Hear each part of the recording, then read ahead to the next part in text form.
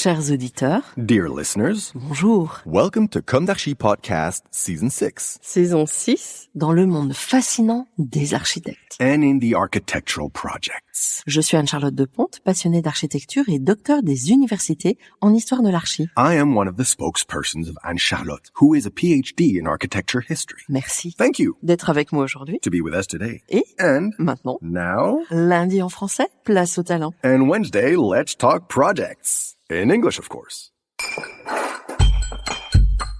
Bienvenue dans Comme d'Archi. Dear listeners, this is Esther on behalf of Anne-Charlotte. Welcome to this new issue of the Spot format to tell you all about the Pritzker Prize announced at the very beginning of March 2025. In this ecosystem, created in 1979 by the late entrepreneur J.A. Pritzker and his wife Cindy, there are many beautiful people. As you know, the Pritzker Prize is the world's most prestigious architecture award.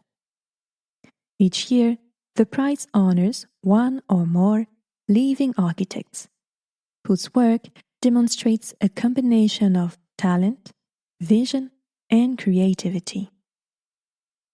The commitments of these architects have enabled them to make constant and significant contributions to humanity and construction through the art of architecture. Dear loyal listeners, remember that I wrote an issue on the prize 2023, won by David Chipperfield. And in 2024, unfortunately too caught up in the whirlwind of our weekly podcasts, I overlooked the big news. It was about the already famous Riken Yamamoto. Dear architects, do you know this year's winner? Chinese architect Liu Jiakun. Very humbly and sincerely, I for one didn't know him. Or I did not remember it, despite my years spent at the Architecture Studio office in Paris, just in the loop of their competition dedicated to young Chinese architecture, with, in the background, the great culture on the question of Chinese architecture of the late Frédéric Edelman, journalist at Le Monde. Who is the Chinese architect Liu Jiakun, chosen by a cosmopolitan jury that included Anne Lacaton, the 2021 winner with her partner Jean-Philippe Vassal? Liu Jiakun's unexpected path to architecture was not linear.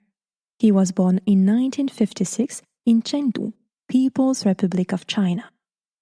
He spent much of his childhood in the corridors of Chengdu's Second People's Hospital, founded in 1892 as the Gospel Hospital, where his mother worked as an intern. He credits the environment of this Christian medical institute with nurturing his religious tolerance, a tolerance he would carry with him throughout his life. Although almost all the members of his immediate family were doctors, in his youth he showed an interest in the creative arts, exploring the world through drawing and literature, which prompted a teacher to talk to him about architecture. At the age of 17, Liu became part of China's Educated Youth Program, assigned to peasant farming in the countryside. Here, life seemed unimportant until he was accepted at the Chongqing Institute of Architecture and Engineering in 1978. At the time, he didn't fully grasp what it meant to be an architect. But he began to dream. He realized that he had a destiny, that his life was important. He obtained his degree in architectural engineering in 1982. He will soon be part of the first generation of architects responsible for rebuilding China, at a time when the country is undergoing profound change. This generation will also be responsible for setting up an architectural training program. Early in his career, he worked for the Institute of Architectural Research and Design in Chengdu, then volunteered to move temporarily to Nahu, Tibet, 1984-1986. This is the highest region in the world. During these years and the one that followed, he was an architect by day and an author by night, deeply absorbed in creative writing. In fact, he was on the verge of giving up his career as an architect. Until, in 1993, he attended an architecture exhibition by Tang Hua, an old university classmate, at the Shanghai Art Museum. This episode rekindled his passion for the profession and prompted him to embark on a real career as an architect. Thanks to this transformative realization, he finally came to see the built environment as a medium for personal expression. His most prolific years were soon spent debating the purpose and power of architecture with contemporaries.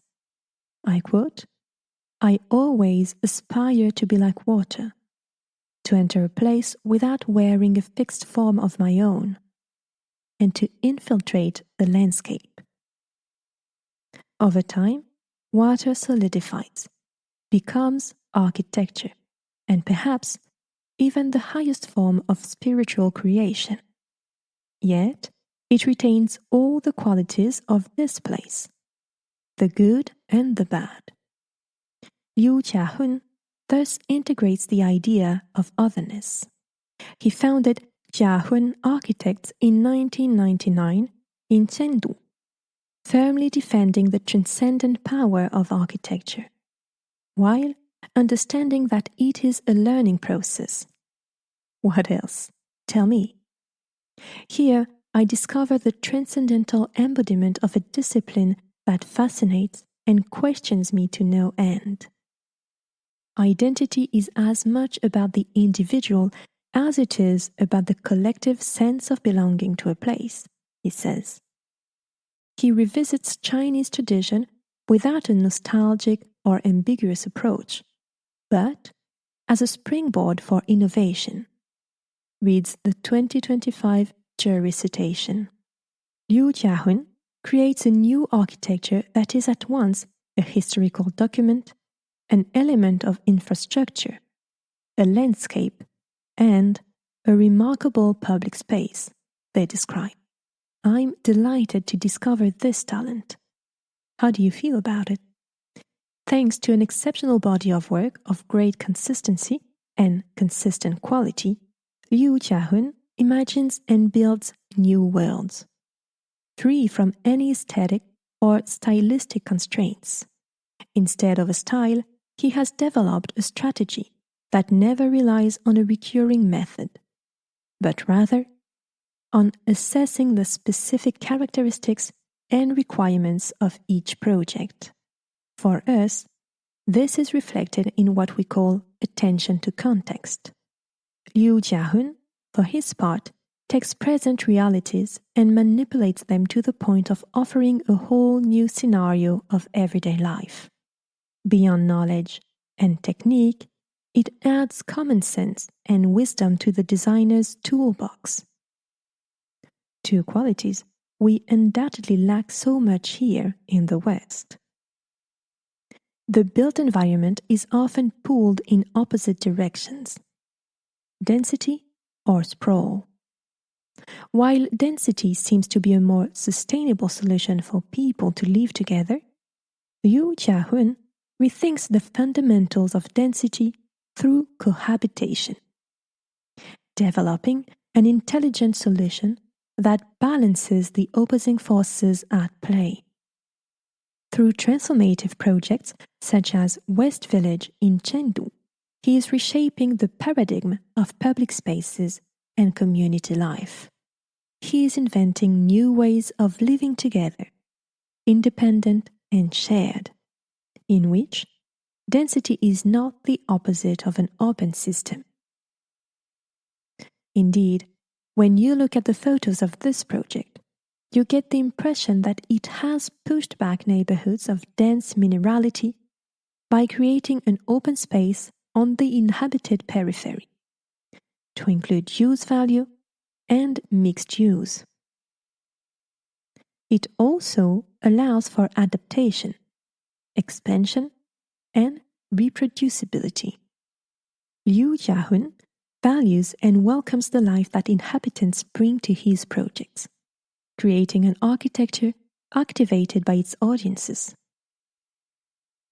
He also revisits Chinese tradition as a springboard for innovation, without nostalgia or ambiguity.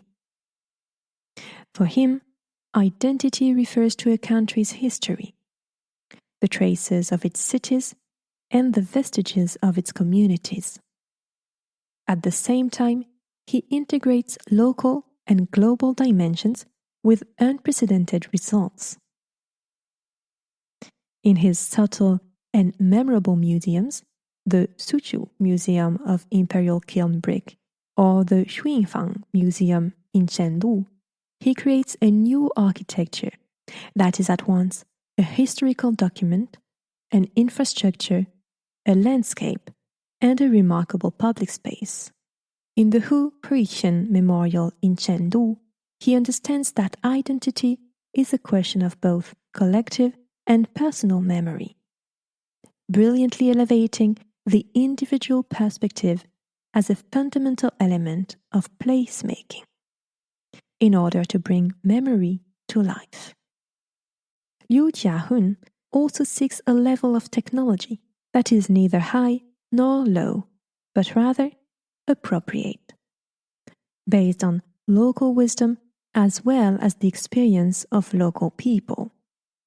I remember my late uncle Paul de Pont often telling me that I had to get used to the idea that too many people didn't, and I quote, look above the sole of their shoe. With Liu Jiakun, however, the opposite is true, and I'm delighted.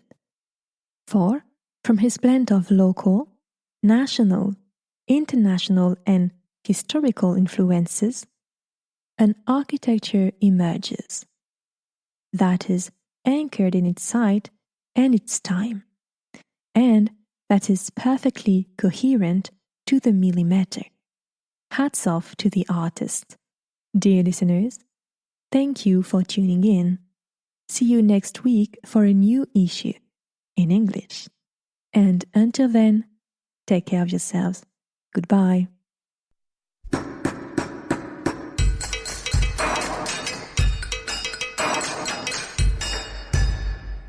Thank you for listening. And thanks to the sound engineer who was collaborating with us today. Don't forget to tune in to our previews on Instagram at Comme d'Archi Podcast. If you enjoy this podcast, don't hesitate to promote it by giving it 5 stars and a little comment on Apple Podcast or on your favorite podcast platform. And above all, subscribe to listen to all of our episodes for free. See you soon, and until then, take care of yourself.